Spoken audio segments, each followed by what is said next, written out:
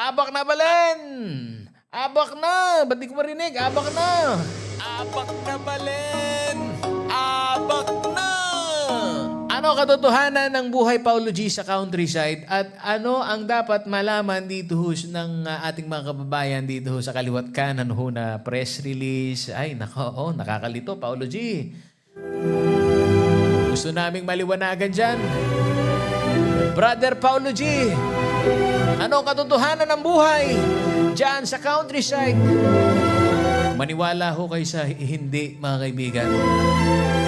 Kaming mga Kapampangan kami malakas ang pakiramdam.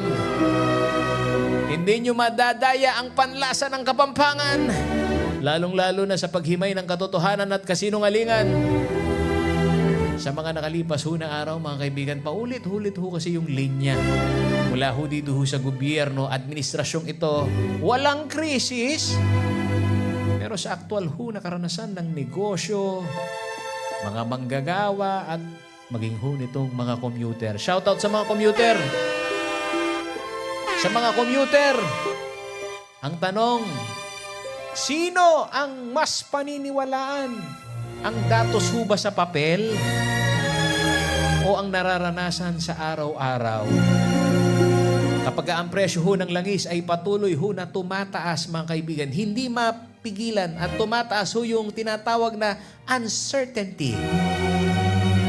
Mula pa lang ho dito ho sa ating konsumo. Saan yan, Paulo G? Kuryente. Pabigat na ng pabigat. Damay yan. At syempre tatamaan ho yung kabuhayan.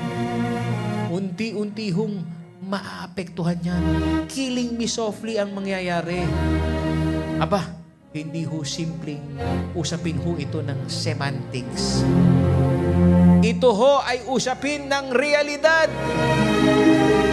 Hindi ho sa layunin, mga kaibigan, na ito hong diskursong ito ay makapaghasik ho kami ng takot, kundi magbukas ho tayo ng mas malinaw na alin. Mas malinaw na pagpaplano. Maiadya ang publiko. At gusto ng lahat, tapat. Tapat na pag-uusap. Hindi kung talagang walang krisis. Oy, Janet, nagdedebate pa tayo. Wala pa talagang krisis. Dapat kung sinabi niyong walang krisis, dapat walang nagigipit. Pero kung marami ho ang hirap, marami ang naapektuhan, mga kabalen. Ang mahalagang tanong, handa ba tayong harapin ang katotohanan? At kumilos ng naayon ho dito? Dahil ang gusto ng aking kabalen, ito pundulo, ang hamon ay hindi hulang kasi sa gobyerno o dito ho sa mga negosyante, sa mga stakeholder, kundi sa ating lahat. Kilalanin ang tunay na kalagayan at humanap ho ng solusyon bago pa lumala ang sitwasyon. Abak na! Abak na, Balen! Abak na! Abak na! Diyos mio, Marimar, kailan kaya sila magigising?